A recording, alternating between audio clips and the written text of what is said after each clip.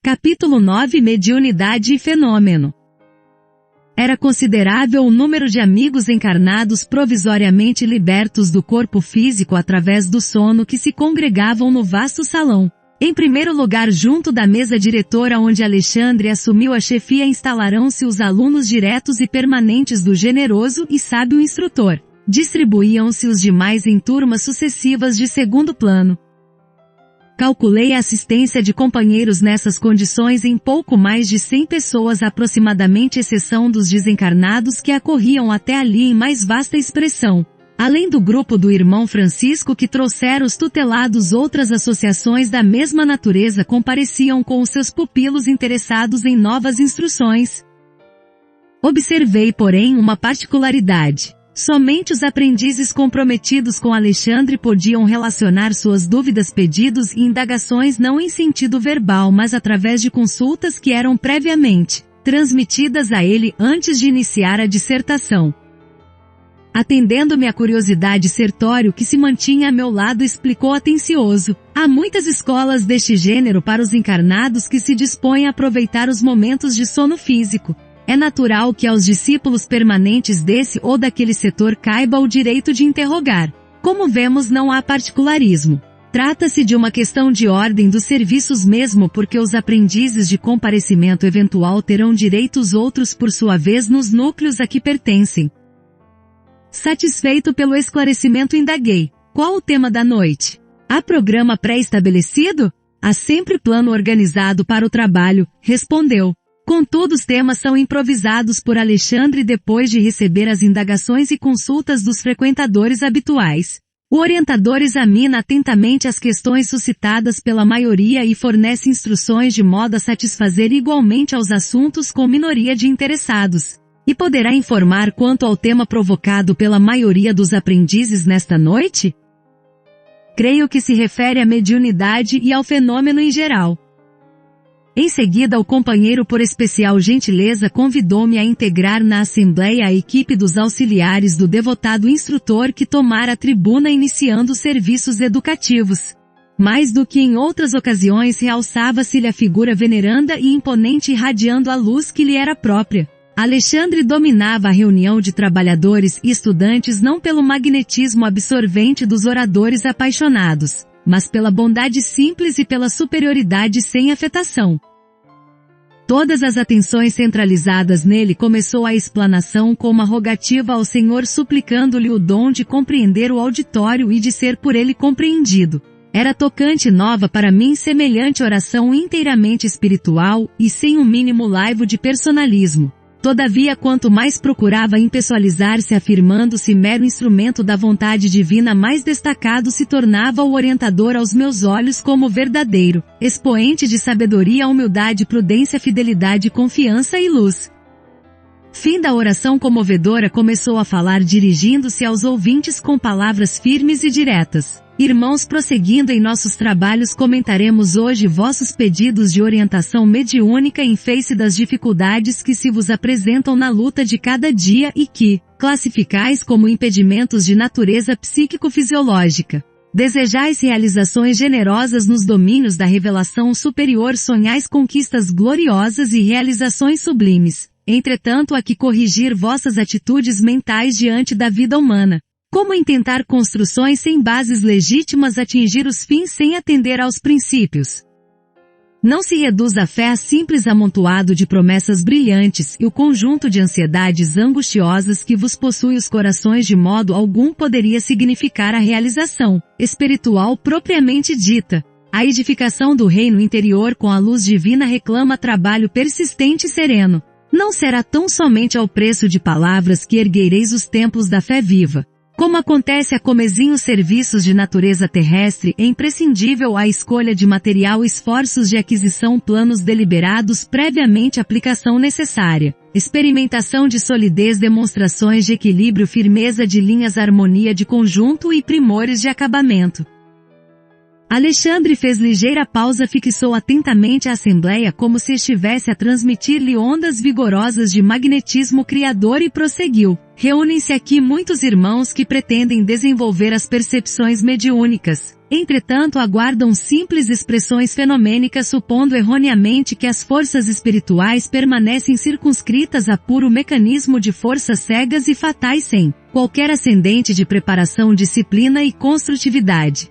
Requerem a clarividência, a clareaudiência, o serviço completo de intercâmbio com os planos mais elevados. No entanto, terão aprendido a ver, a ouvir e sobretudo a servir na esfera de trabalho cotidiano? Terão dominado todos os impulsos inferiores para se colocarem no rumo das regiões superiores? Poderá o feto caminhar e falar no plano físico? Deveríamos conferir à criança de 5 anos direitos cabíveis ao adulto de meio século? Se as leis humanas ainda transitórias e imperfeitas traçam linhas de controle aos incapazes, estariam as leis divinas imutáveis e eternas à mercê dos desordenados desejos da criatura. Ó meus amigos, sem dúvida há muitos gêneros e processos mediúnicos em função no mundo das formas em que viveis. Urge, porém, estimar o trabalho antes do repouso, aceitar o dever sem exigências, desenvolver as tarefas aparentemente pequeninas antes de vos inquietardes pelas grandes obras e colocar os desígnios do Senhor acima de todas as preocupações individuais. Urge fugir da apropriação indébita no comércio com as forças invisíveis, furtar-se ao encantamento temporário e à obsessão sutil e perversa. Coletivamente não somos duas raças antagônicas ou dois grandes exércitos rigorosamente separados através das linhas da vida e da morte, e sim a grande e infinita comunidade dos vivos, tão somente diferenciados uns dos outros pelos impositivos da vibração, mas quase sempre unidos para a mesma tarefa de redenção final. Não julgueis que a morte da forma santifique o ser que a habitou. Se o raio de sol não se contamina ao contato do pântano, também o doente rebelde é o mesmo enfermo se apenas troca de residência. O corpo físico representa apenas o vaso em uso durante algum tempo, e o vaso quebrado não significa redenção ou elevação do seu temporário possuidor. Recorremos a semelhante imagem para dizer-vos que o habitante da esfera atualmente invisível aos vossos olhos é um irmão nem sempre superior a vós outros nos círculos evolutivos. Desencarnação não expressa santificação. Os companheiros que vos antecedem no plano espiritual não permanecem reunidos em aprendizagem muito diferente. Os elétrons e fótons que vos constituem a vestimenta física integram igualmente os nossos veículos de manifestação em outras características vibratórias. É necessário, portanto, atentardes para as vossas possibilidades interiores, para as maravilhas de vossa divindade potencial. Em vossos desejos insopitáveis de intercâmbio com o invisível, naturalmente anelais a aproximação da sociedade celeste. Esperais a revelação da verdade divina a par de elementos insofismáveis de certeza tranquila. Entretanto, para isso é indispensável organizar e desenvolver vossos valores celestes como criaturas celestiais que verdadeiramente sois. Todo um exército de trabalhadores do Cristo funciona em cada núcleo de vossas atividades relativas à espiritualização, convocando-vos ao sentimento iluminado à virtude ativa, ao departamento superior da vida íntima. Todavia é ainda muito forte a vossa tendência de materializar todas as expressões do espírito, esquecidos de espiritualizar a matéria. Solicitais a luz quase sempre perseverando nas sombras, reclamais felicidade semeando sofrimentos, pedis amor incentivando a separação, buscais a fé duvidando até de vós mesmos. A possibilidade de comerciar emoções com as esferas invisíveis que vos rodeiam não representa de modo algum a realização espiritual imprescindível à edificação divina de cada um de nós, porque o problema da glória mediúnica não consiste em ser instrumento de determinadas inteligências, mas em ser instrumento fiel da divindade. Para que a alma encarnada efetue semelhante conquista é indispensável desenvolva os seus próprios princípios divinos. A bolota é o carvalho potencial. O punhado de sementes minúsculas é o trigal de amanhã. O germen insignificante será em breves dias a ave poderosa cortando amplidões. Alexandre estava cada vez mais empolgante e belo. Do alto jorravam-lhe sobre a fronte fios irisados de brilhante luz. Mediunidade, prosseguiu ele arrebatando-nos os corações, constitui meio de comunicação, e o próprio Jesus nos afirma, eu sou a porta. Se alguém entrar por mim será salvo, e entrará, sairá e achará pastagens. Por que audácia incompreensível imaginais a realização sublime sem vos afeiçoardes ao Espírito de verdade que é o próprio Senhor? Ouvi-me, irmãos meus. Se vos dispondes ao serviço divino, não há outro caminho senão ele que detém a infinita luz da verdade e a fonte inesgotável da vida. Não existe outra porta para a mediunidade celeste, para o acesso ao equilíbrio divino que anelais no recôndito santuário do coração. Somente através dele, vivendo-lhe as sublimes lições, alcançareis a sagrada liberdade de entrar nos domínios da espiritualidade e dele sair conquistando o pão eterno que vos saciará a fome para sempre. Sem o Cristo, a mediunidade é simples meio de comunicação, e nada mais mera possibilidade de informação como tantas outras da qual poderão assenhorear-se também os interessados em perturbações, multiplicando presas infelizes. Lembrai-vos, contudo, de que a lei divina jamais endossou o cativeiro e nunca sancionou a escravidão. Esquecestes a palavra divina que pronunciou: vós sois deuses. Ao enunciar esta última frase, o orientador assumirá atitude muito diversa. Pareceu-me que em pleno tórax acendera-se-lhe sublime luz, levemente anilada luz que nos enviava a todos raios de inexprimível alegria. Seus cabelos semelhavam-se agora a fios de sol de saferina expressão. O olhar tornará-se-lhe mais sublime e profundo. E muitos de nós desencarnados e encarnados choramos de agradecimento e júbilo, tocados de inexplicável emoção. Após ligeiro intervalo, continuou o amoroso e sábio instrutor. Ó meus amigos, a persistência na condição de animalidade vos perturba. Sois a coroa espiritual da face da terra pela razão com que fostes galardoados pelo Senhor do Universo.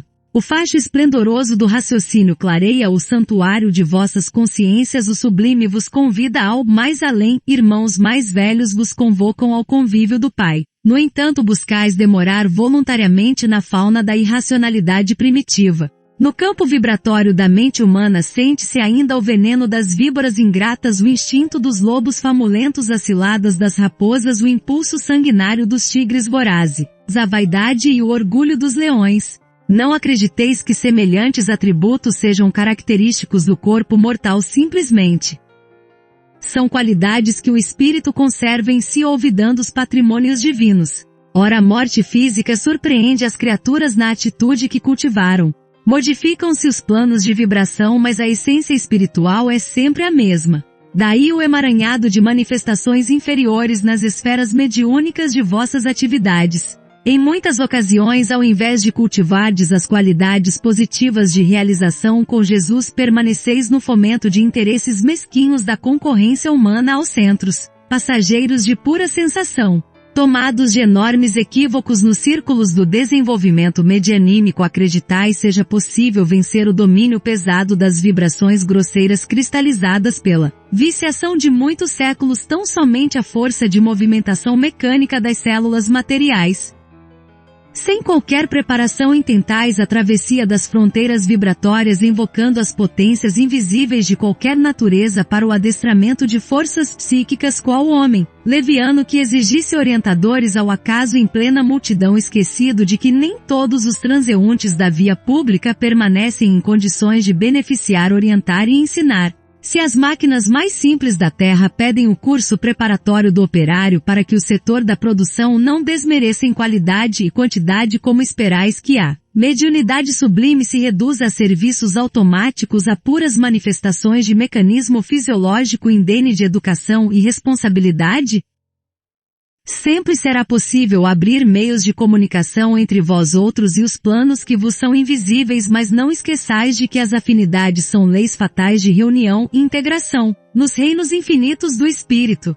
Sem os valores da preparação encontrareis irremediavelmente a companhia dos que fogem aos processos educativos do Senhor, e sem as bênçãos da responsabilidade encontrareis logicamente os irresponsáveis. Objetareis que o fenômeno é indispensável no campo experimental das conquistas científicas, que o inabitual deve ser convocado a favorecer novas convicções. Entretanto, somos dos primeiros a reconhecer que os vossos caminhos na crosta se desdobram entre fenômenos maravilhosos. Já resolvestes acaso o mistério da integração do hidrogênio e do oxigênio na gota d'água? Explicastes todo o segredo da respiração dos vegetais? Por que disposição da natureza viceja a cicuta que mata ao lado do trigo que alimenta? Que dizes da haste espinhosa, da terra oferecendo a flor como graciosa taça de perfume celeste? Solucionastes todos os problemas biológicos das formas físicas que povoam o planeta nas diversas espécies? Qual é a vossa definição do raio de sol? Vistes alguma vez o eixo imaginário que sustenta o equilíbrio do mundo? Se semelhantes fenômenos de caráter permanente na crosta não despertam as almas adormecidas fornecendo-lhes a legítima concepção da existência de Deus, como esperais destruir a rebeldia milenária dos homens exigindo espetáculos prematuros de manifestações da espiritualidade superior? Não, meus amigos. Urge abandonar os setores de ruído externo para iniciardes o desenvolvimento interior das faculdades divinas. A paixão do fenômeno pode ser tão viciosa e destruidora para a alma como a do álcool que embriaga e aniquila os centros da vida física. Vosso jogo de hipóteses na maioria das circunstâncias não passa de dança macabra dos raciocínios fugindo às realidades universais e adiando indefinidamente a edificação real do espírito.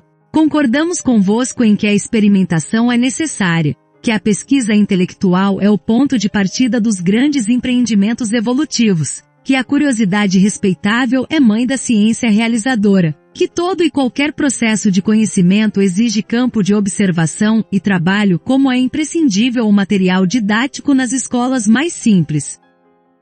Entretanto, urge reconhecer que os elementos de aprendizagem não devem ser convertidos pelo aluno em meras expressões de brinquedo ou entretenimento.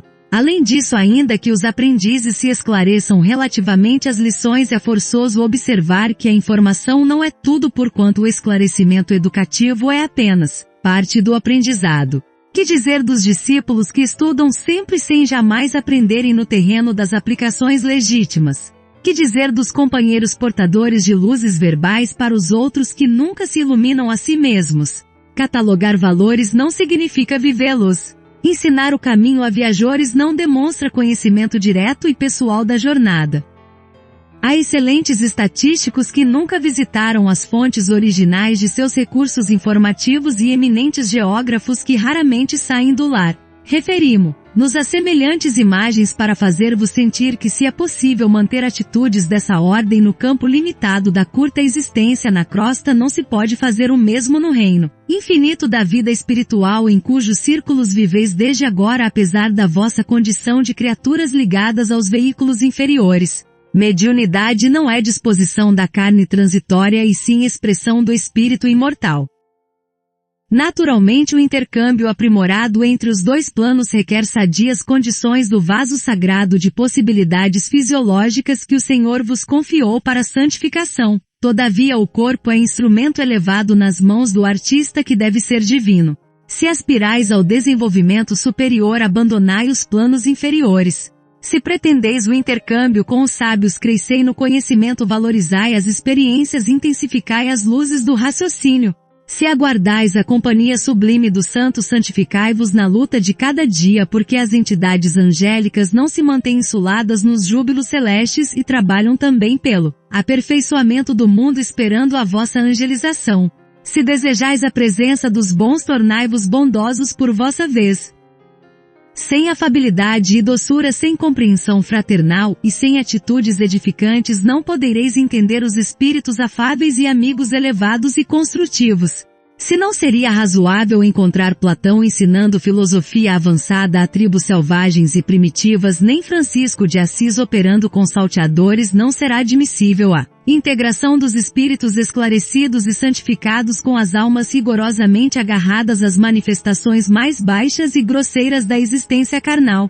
Em vossas atividades espiritualistas lembrai-vos de que não vos encontrais perante uma doutrina sectária de homens em trânsito no planeta. Permaneceis no movimento divino e mundial de libertação das consciências, numa revelação sublime da vida eterna e de valores imortais para todas as criaturas de boa vontade. Acolhendo essa convicção, não vos detenhais na atitude exclusiva e presunçosa dos que supõem haver encontrado na mediunidade tão somente um sexto sentido. O valor mediúnico não é dom de privilegiados, é qualidade comum a todos os homens, demandando a boa vontade sincera no terreno da elevação.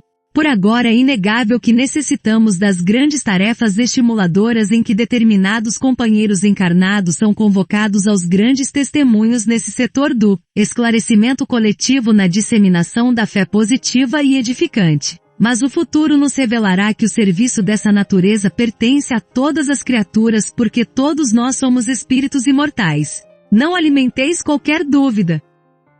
Não permitais que o padrão vibratório das forças físicas vos apague a luz gloriosa da divina certeza deste momento porque todos nós amados amigos nos encontramos diante da própria espiritualidade sem fim renovando energias viciadas de séculos consecutivos a caminho de transformações que mal poderíeis imaginar nos círculos de vosso presente evolutivo. Elevemo-nos pois no Espírito do Senhor que nos convidou ao banquete da luz desde hoje. Levantemo-nos para o porvir não no sentido de menosprezar a terra mas no propósito de aperfeiçoar as nossas qualidades individuais para sermos verdadeiramente úteis às suas realizações que hão de vir. Entreamemo-nos intensamente realizando os preceitos evangélicos e edifiquemo-nos cada dia erguendo-nos para a redenção final.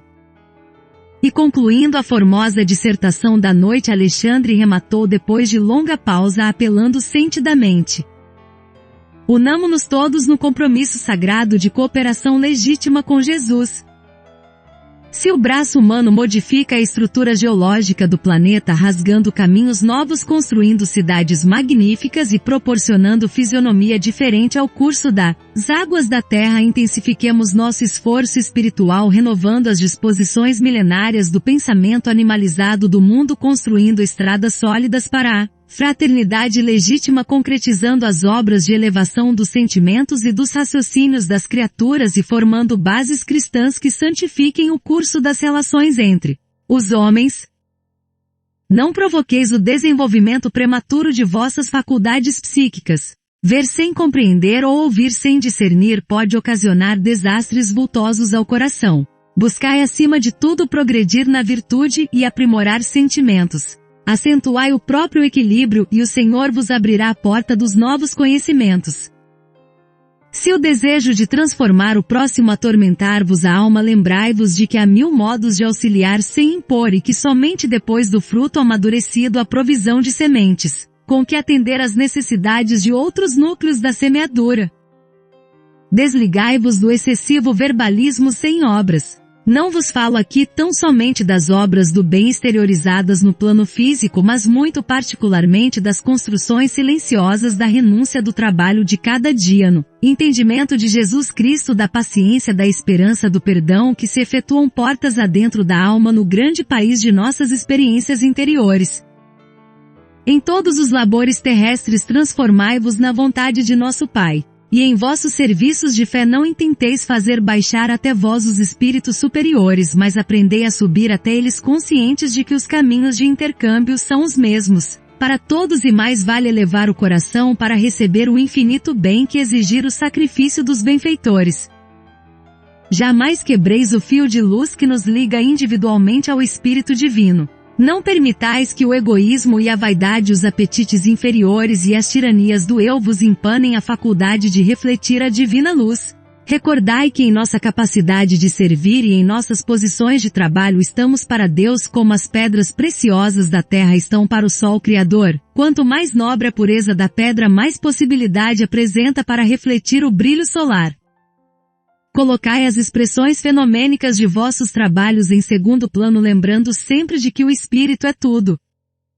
Nesse instante Alexandre silenciou mantendo-se então em muda rogativa. Admirado comovido notei que o generoso instrutor se transfigurava ali aos nossos olhos. Pela primeira vez depois de meu retorno ao novo plano observava acontecimento tão singular. Suas vestes tornaram-se de neve radiosa, sua fronte emitia intensa luz e de suas mãos estendidas evolavam-se raios brilhantes que caindo sobre nós pareciam infundir-nos estranho encantamento. Profunda emoção dominou-me o íntimo e quase todos nós sem definir a causa daquelas divinas vibrações chorávamos de alegria contendo o peito opresso de júbilo inesperado.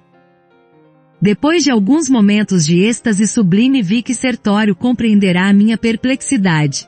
É verdade que por várias vezes eu presenciara a oração de entidades elevadas, oração que se fazia acompanhar sempre dos mais belos fenômenos de luz, mas nunca observara dantes semelhante transfiguração.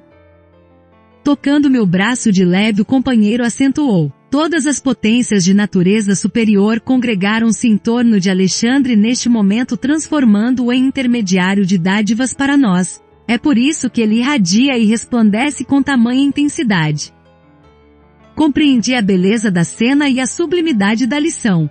Decorridos alguns segundos, o grande orientador, retomando seu aspecto habitual, elevava uma prece de reconhecimento ao Senhor e encerrava alegremente a divina reunião.